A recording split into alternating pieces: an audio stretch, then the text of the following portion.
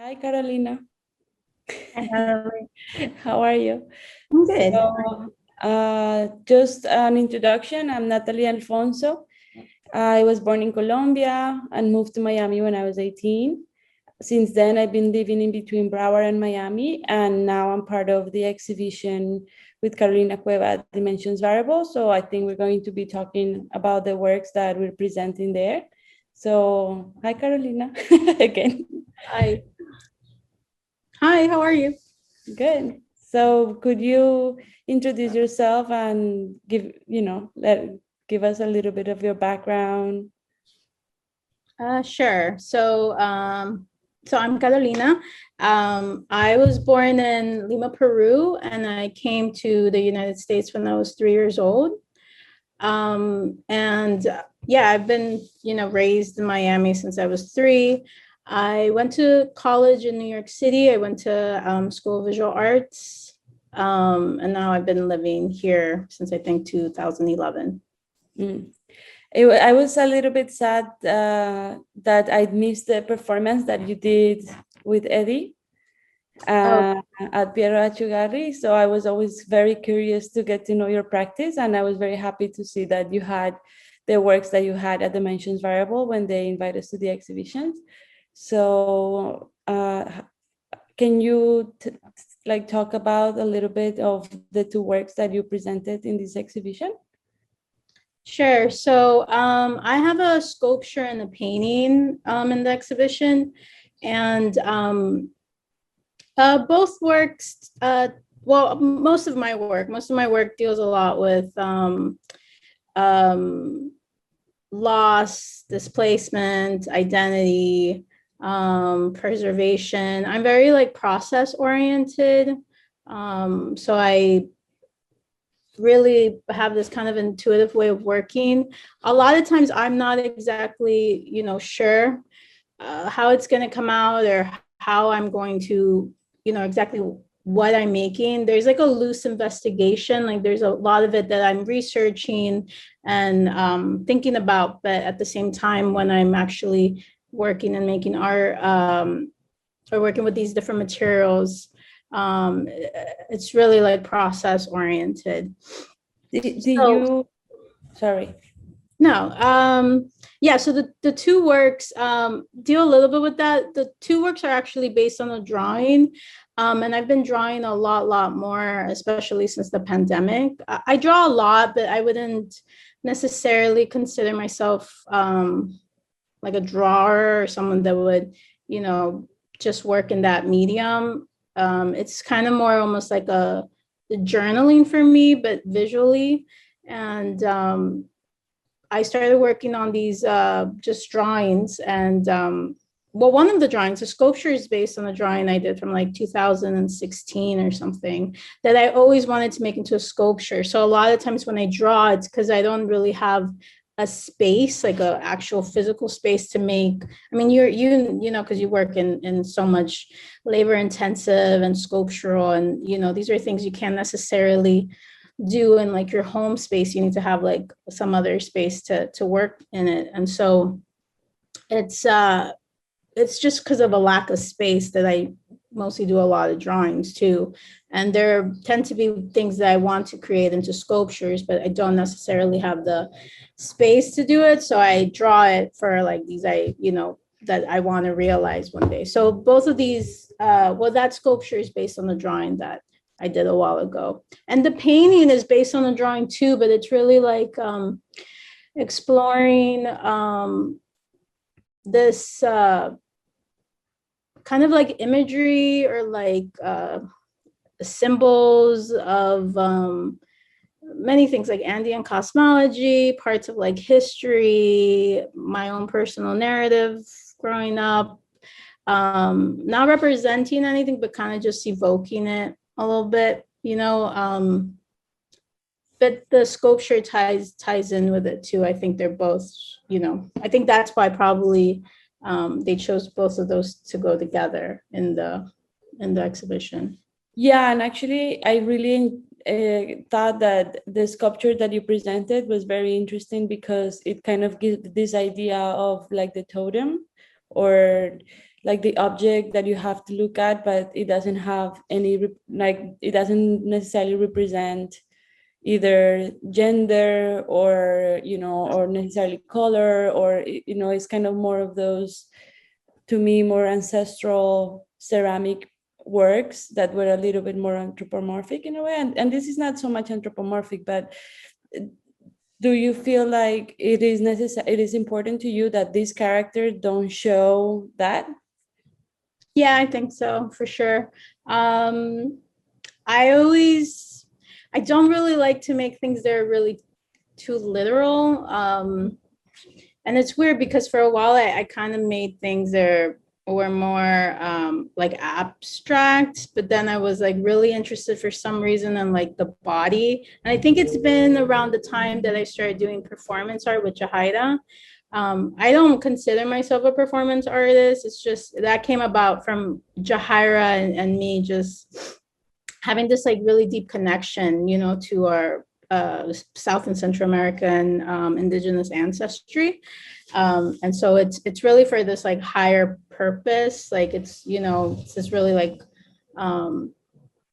amazing like collaborative experience that we have. But I think I started thinking more about the body. And so I started creating more sculptures in clay that have like a body, like, so, Yeah. which is interesting because I never never really, I was always kind of weary of like touching the body because it's so literal, when you put a body, it's always representing someone or something, where I kind of like things to be a little bit more abstract. But if you go too abstract, then, it's always kind of like writing that line, I think.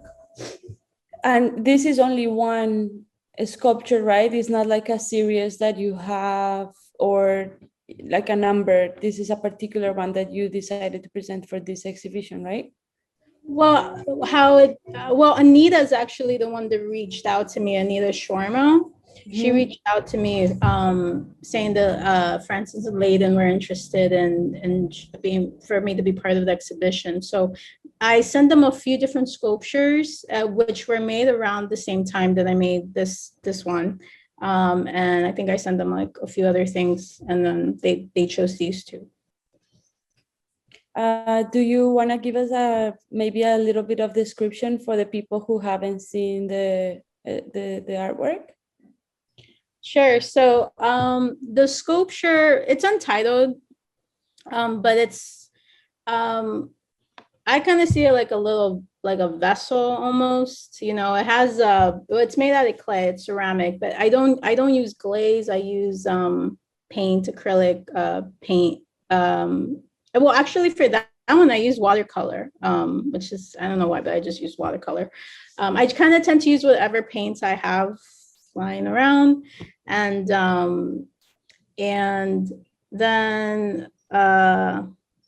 so then it's a pot, like the top, or where the head would be like it's like a pot, and then it has a body, but it's almost like a half body, half mountain. But it could be seen as many other ways. I've had people tell me it looks like something else. So yeah, I saw it the first time. When I saw it, I was thinking a lot about like this idea of a cape, or like, I don't know, for some reason, a superhero that, has no face or something, but it's like present in a way. And it makes me think a lot of how we, or not we, but in, in my family, or in some cultures, how we kind of look at objects that, have to kind of accompany us in the house. Yeah. Like these deities that are standing there kind of to protect us or something. So it made me think a lot about that. Yeah, I definitely was thinking about that idea, like when I was making it, kind of like almost like a muse or something, or some kind of like trying to receive some kind of message or something. But yeah. And the painting? Oh, the painting, right? Well, the painting is pretty large. It's like, I think 4 feet by, I don't know, 4 feet by 5 feet or something. And I used acrylic paint, some different like gel mediums, molding pastes. There's a lot of different layers on it. And the imagery on there is, there's like a long braid.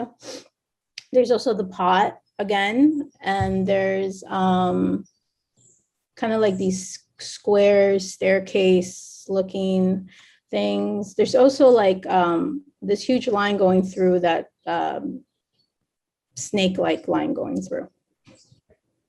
And did you make that, like that painting has a conversation with the small figure, or they're two different artworks? They're made at different times, months apart, but I think I was still kind of thinking of the same, you know, it's all kind of within the same idea, but they weren't made back to back. They weren't really made to go together or nothing, but you know. So, okay. Do you have any questions for me? For your work? Yeah. Well, just if you first want to talk a little bit about your, I mean, I know a little bit about your work, you know, but what, you know, all the stuff that, or the work that you do, you can't really tell from the actual physical artwork that you have there, really. And I know that's really what your work's about. So if you want to kind of talk more about that. Yeah, well, this particular work that was selected for this exhibition, it's actually one of the fragments of these large quilts that I did when I was doing the performance of the Black Line. I don't know if you saw that performance, but I did that performance 6 times in different locations. And the idea of that performance was that I drew a solid line of black charcoal across the room. Sometimes, you know, I did it once like in a 200 feet long in front of a mall. Another time I did it inside of a gallery. Another time I did it in front of like inside of a small room. But basically the drawing was placed in front of my face because this idea of scrubbing the charcoal was kind of my exercise of self-portrait and kind of understanding where this need of cleaning and this obsession with like making things perfect all the time came from. And through that work is when I realized that it was influenced by everything I had learned through my mother, who is a housekeeper, and being in Miami when I was in my undergrad, deciding to be a housekeeper as well. So that became kind of my connection between drawing and cleaning. And the first time when I ended up having all these rags full of charcoal, when you open them up, they actually look like very abstract paintings, but I was very interested in this idea of having an abstract mark that came from the action of scrubbing and trying to remove. And then I recall this memory, you know, these things with this particular work. What happened was that, you know how you kind of bury some memories and you don't even, you know, you don't even recall that they're still there. But then suddenly when you're making a painting or when you're working in the studio, they show up like, you know, like, oh, wow, that happened when I was a little kid and I just completely forgot about it. So what happened was I had this pile of rags full of charcoal in the studio, not knowing what to do with them. And the first decision I took was to start ironing them.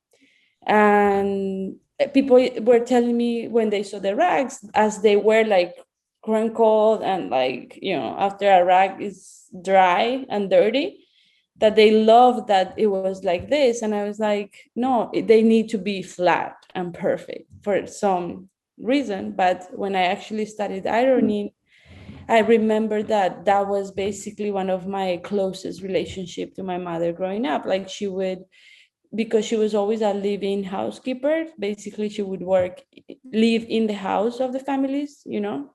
She would only come home Saturday and Sunday, and those were the days that she would have to come and clean, like, and do our clothes, because back then it wasn't like laundry, like washer and dryer. So she would come and do it with her hands, and the next day she would iron everything. So when I got those rags, I was like ironing them, and I remember that, and I just thought it was such a beautiful. I mean, it was silly that it was kind of like the only one of the few memories I have from her growing up.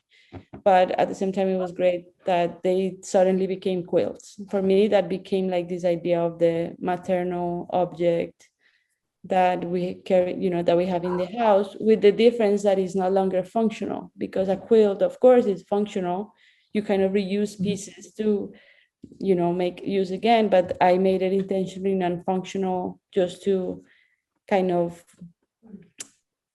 recall this memory, like stay, kind of try to trap that memory in that particular moment. So the rags that are in that exhibition are just a fragment, because all the quilts are super big. They're like let me see, 2 4, like 20 feet wide by 17. So they're very difficult to show, because of course they require a very large space. So usually I don't show them open. I show them either folded or like in different things. So the ones at dimensions variable right now, they're only 3. Like they're just a little piece that I cut out, kind of separated for a moment, and yeah. Well, I feel like I deeply resonate with your work. My family, like my dad and mom, they've always worked in well, like my mom started being like a housekeeper, like a maid when she was 13 in Peru and stuff. And Same, my mom. she's lived the same thing, like with the family, that she's cleaning for, cooking and all of that. And my father, he's retired now, but he was a janitor when when they came here from like the US and stuff, or from Peru to the US. And so I definitely feel like a connection to that.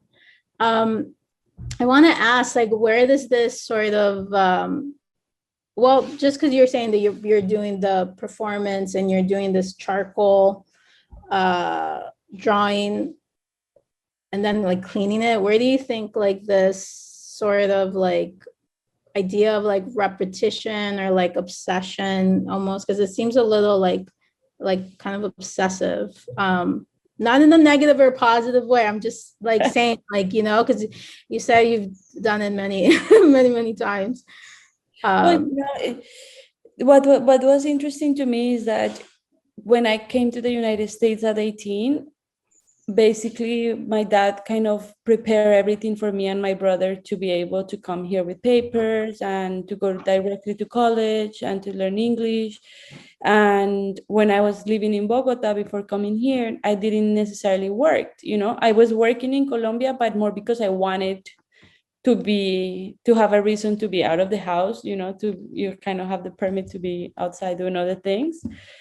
But when I came here and I started going to school and having all these jobs, I was a cashier at Home Depot. I was a cashier at Restaurant Depot, like working with all these, food and all of this. 2 years later, I realized that I was so obsessed with cleaning all the time. It was kind of almost impossible to remove me from cleaning, in the sense that even when I was working at Home Depot, I remember, when there is no too much traffic of people, I would start cleaning absolutely every single little thing of the register. And so I decided, I started kind of getting into understanding how the business of cleaning works here. And then I realized that when you clean houses, you actually make like almost triple the money that you make working for a corporation in those kinds of jobs. And because I really wanted to be spending more time in the studio, I decided just to quit the corporation jobs and start my own business cleaning houses. And that not only gave me freedom, like time, because I would only clean for 5 hours max a day, because of it was intense labor. It was like 5 hours of power cleaning, so I could go to school later to do the other things I wanted. But that gave me so much freedom in terms of money, in terms of time. But I guess the drawing realization came later on when I realized that it's just something I couldn't help. Like, even if people try to make me not clean, it is impossible. I would always, it's just my natural thing. Nowadays, as an art handler, when I'm working in a big project with a crew of art handlers, I'm the one who is kind of picking everything up after everybody. So when we're done with the production, there is nothing to clean because everything is already kind of almost clean. So it's just realizing that perhaps cleaning and this obsession with organizing and keeping things tight, for some reason, is kind of like the way I am. Like, I cannot help it. Or even if you invite me to your house and we're friends, I kind of start like going into things and fixing things, and I have gotten a lot of times in trouble because of that. But some people love it, some people hate it. I have learned with the experience, because of my years now, that when I can do that and when I cannot do that, like. So I'm thinking about like just family in general. And, we're both immigrants. So like, and we come from, parents, well, your mom, like, I'm thinking of like, how did they sort of react to when you were cleaning? Like, you know what I mean? Because I mean, the reason why like our parents and many parents of children, they come here for a better life, or they send their children here for a better life, and it's really like cleaning and these things are sort of like, that's not what you do when you're supposed to come here. I'm not criticizing them, I'm just saying, like, from their mentality, which I totally understand the question, because like, how do you sort of that, how does that, because it's such a big, it's a part of you, you know what I mean, and you're not ashamed of that. It's nothing to be ashamed of. It's something that you actually probably feel proud of, like the fact that your parents work so hard. And I don't know, just all of that sort of comes to my brain. No, I feel proud now because I was able to understand it when I did that work. That work of the line and the rags is the work that truly helped me resolve that. I don't know, that's not going to be an identity problem, but it really helped me resolve that, because I remember my parents were super upset about this thing of me cleaning houses, like even my sister, I have an older sister, she's still in Colombia, that basically she was kind of like my teacher throughout my whole life. And she's the one who kind of embedded education in us, in me and my brother. She's the one who made us read things, see theater, like go to like she's the one who expanded our minds growing up in Bogota when I was a teenager. So when I was telling her that I was going to clean houses, she was not happy at all. My mom couldn't understand, like she was like, no, I do this, so you don't have to do this. And my dad also, they were very upset. But at the end of the day, when one of the things I feel that has coming into the United States is that suddenly you gain a freedom that they don't have, and especially when you learn the language, when you learn to kind of drive yourself around and to open all the doors by yourself, they don't have a saying. So at the beginning, I felt very ashamed. It was very difficult for me to clean houses. I remember kind of being upset at myself, like, why do I do this? Is it because you felt you were sort of like letting them down or something? I felt like I was letting myself down. I felt like I gave up on myself in terms of, I mean, I was pursuing a career in the university already, and I pay for my own, like I pay my university, like since I'm 18, I pay for everything myself, everything, my trips or my car, my phone, everything. So I kind of felt that I was betraying myself, because, you know, I had kind of prepared myself to be an educated woman or whatever, but then I was there cleaning houses. And then I realized that is one of the things that I find most joy in life, actually. So because I started to take in this idea back to the drawing studio, you know, instead of, I kind of felt ashamed to talk about being an artist and being a housekeeper. You know, it was kind of like a disconnected conversation until I decided to bring, for example, I remember I'm obsessed with the side part of the toilet, you know, like that curve toilet. I'm obsessed. I love that that thing is clean.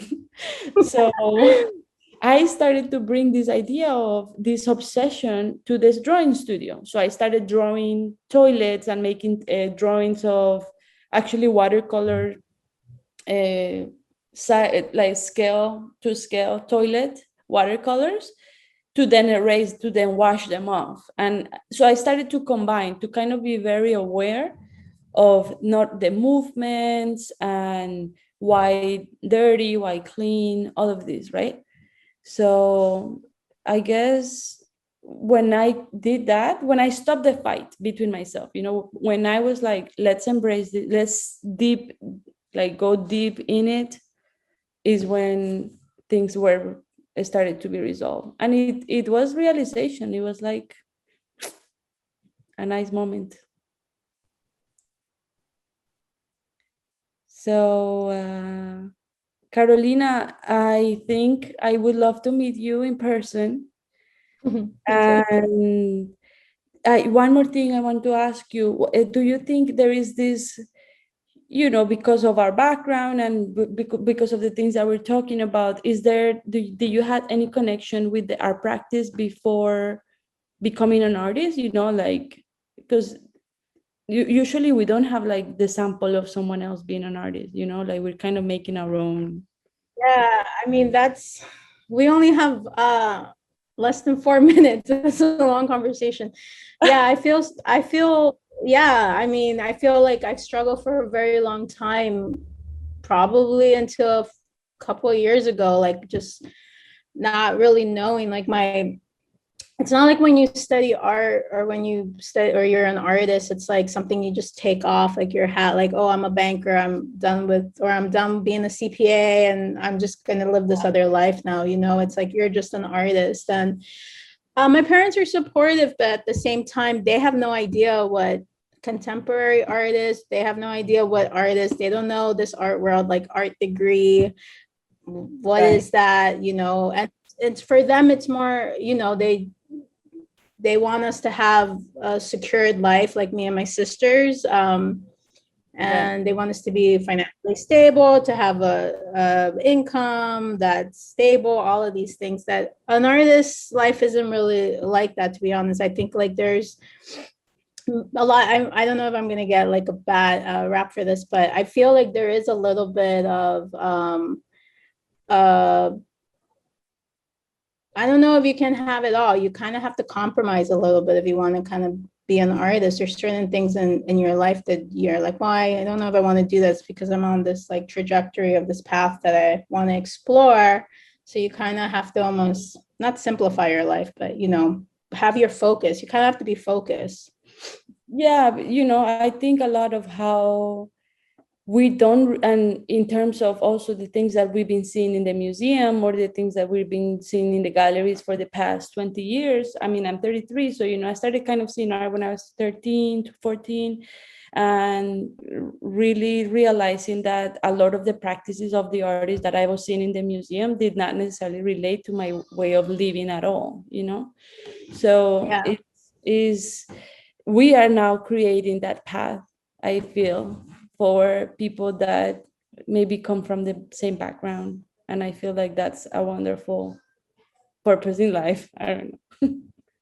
Yeah, I feel like art in general, at least in Peru, like my family's from the Andes, you know, both of my parents. So they did like two migrations, you know, they migrated from the, from the Andes, and then they went to Lima, the city, and then they migrated to the United States. And the artisans is something that it's everywhere, like weaving, textiles, colors, all these expressiveness. It's just really natural, but it's very different here in kind of like in the US. It's really like more like you're going to be an artist it's just like more of a competition, I think, which I don't really like thinking about that, but it's just different, the types of perceptions that at least in my family growing up in the Andes and stuff, like them growing up in the Andes have compared to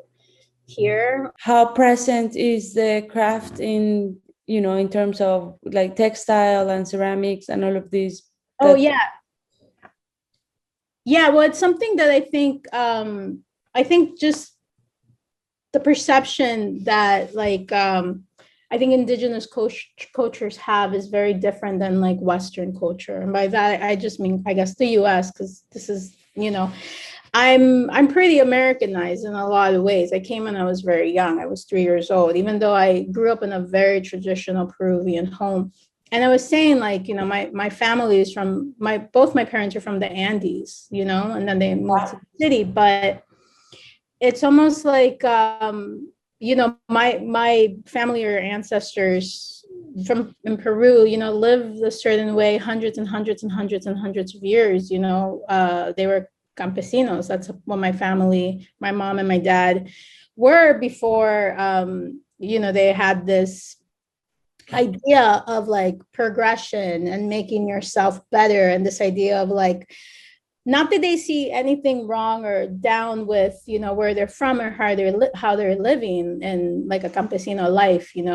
It's just that this idea, I guess, of growth or wanting more, and it goes with the word almost like civilization. But really, what does civilization mean? Like the civilization that we know is like destroying the planet, or like putting your will onto others.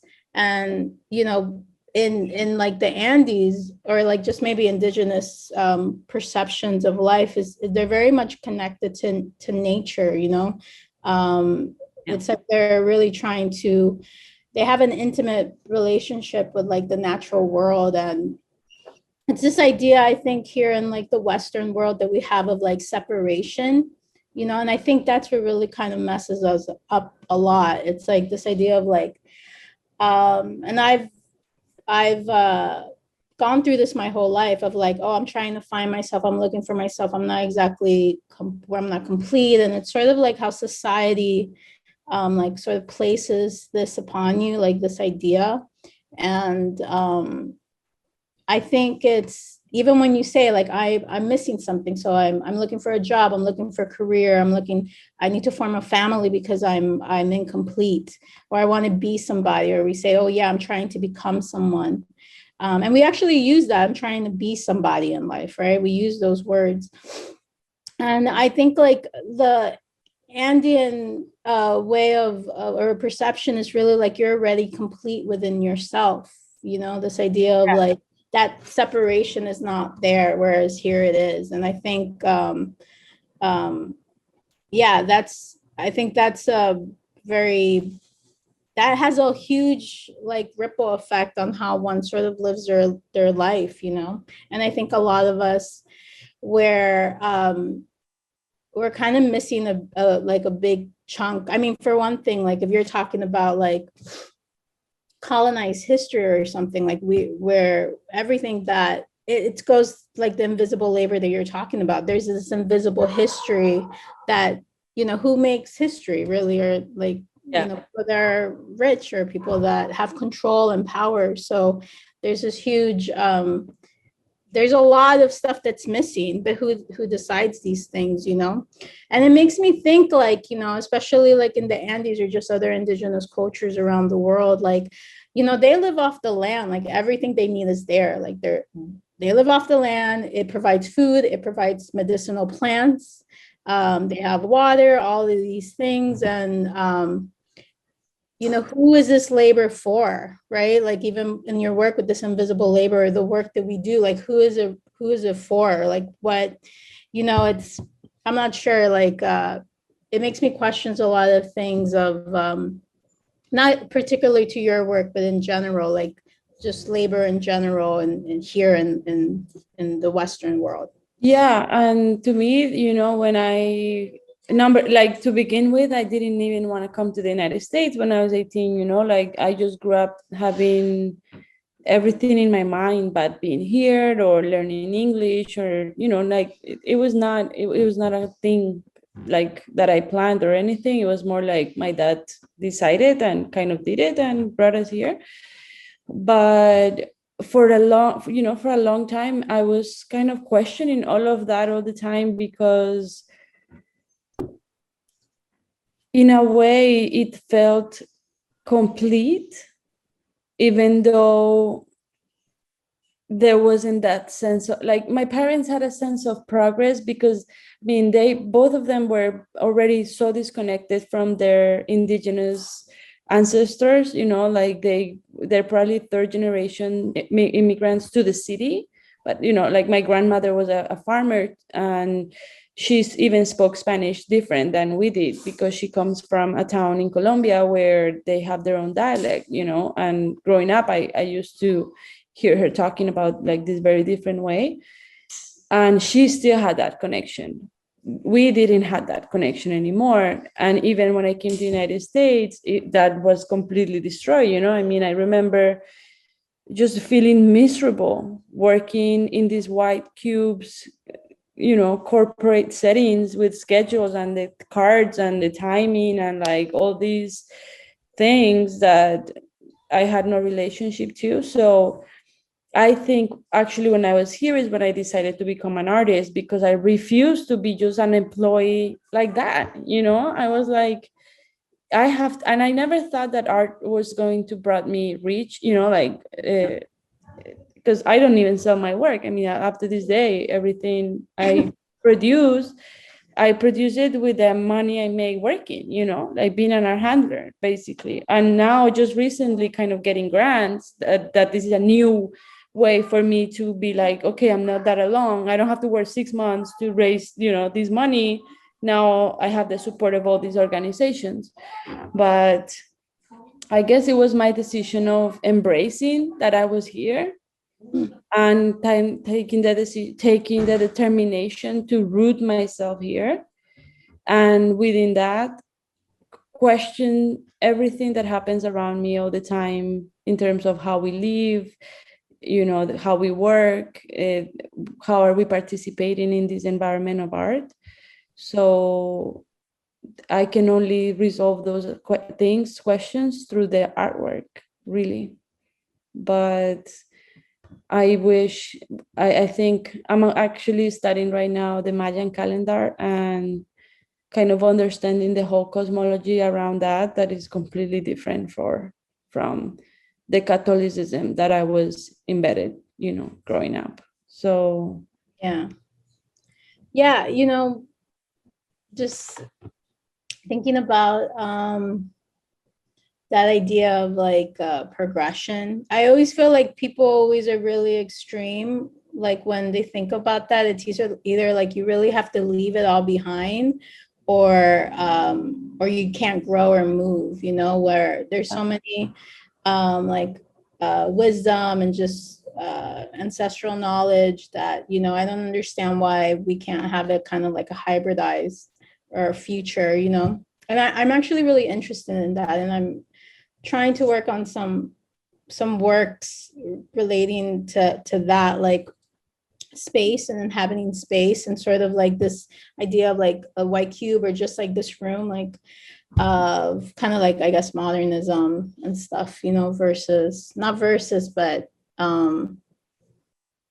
lifestyle, or how we sort of interact with our spaces and our surroundings and stuff. And which I think it's also a great thing for us to be doing as artists, it's having these ideas and put in these environments, these foreign environments into now the places where they belong, you know, like kind of recreating our own setups in a way, you know, the gallery setting, or museum setting, like all of these things. And I mean, for me, it's very difficult because I chose, in the art language, I chose minimalist conceptual art, which is not related at all with, you know, all these cosmologies that, you know, we have in our history. I kind of blame that because I was educated through the academic art world of the, you know, the Western world. So actually my first attempt when I did the black line, actually the reason why I got to do these works that are very repetitive and they're about endurance is because I started to get really into Zen Buddhism, you know. And I mean, I went to China and I was all the time questioning, like, what is a Colombian doing in Beijing? You know. But that was my search. Like, that's how I kind of, even though, you know, I cannot speak for any Zen school or anything, the you know, the things that I found in that practice kind of provided what my spiritual ancestral that were lost in time couldn't provide, you know, in this time. So that was my beginning, but now I'm going to the Mayan. I am very interested right now in that and really connecting with that. It's very interesting for me what I'm learning in that sense.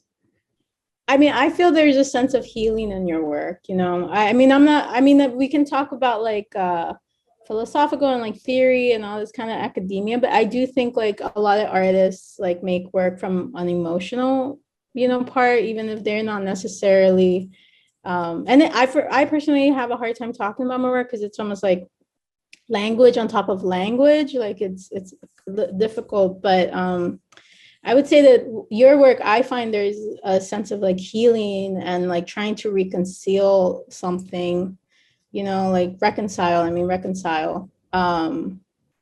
Yeah. So I feel like it's there, like, you know, that sort of exploring and longing and just healing from. Yeah, because I consciously made the decision about 5 years ago to stop playing the victim, you know, because that's all I knew. That's really all I, like, my parents, you know, my mom, all of these things we were always the pobrecitos, you know, like poor you. And I was like, I cannot, like, I have to change my mindset. And it is painful, it is hard work, you know, it is very painful, it is a lot of hard work. It takes courage to do it, but it is the only way I have maintained myself sane with the cleaning. You know? Sure. I feel so too. I feel like if I didn't have an art practice, or I'm just a lot, like I just feel so much better when I'm making art, you know. Yeah, it's like when I'm not doing it, after a while I just get really like feel really lost and like I'm just sad and kind of like depressed a little bit, you know. Yeah. So well, thank you. I mean, I think I don't know if we should continue. I mean, how do you feel?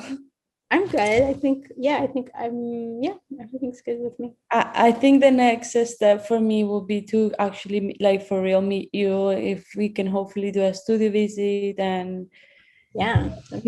I think in person, more about the materials and the materiality of things. And like, I'm very curious to see how your life experience has manifested through the materials, because the first time I saw your work was at this exhibition with the sculpture and the painting, but I haven't, like, I would like to see more. Awesome. Cool, me too. I mean, I know yours is more, you know, but yeah, I would love to have a studio visit with you. Okay, Carolina, it was such a pleasure meeting you and having this conversation with you. and I hope we can meet soon.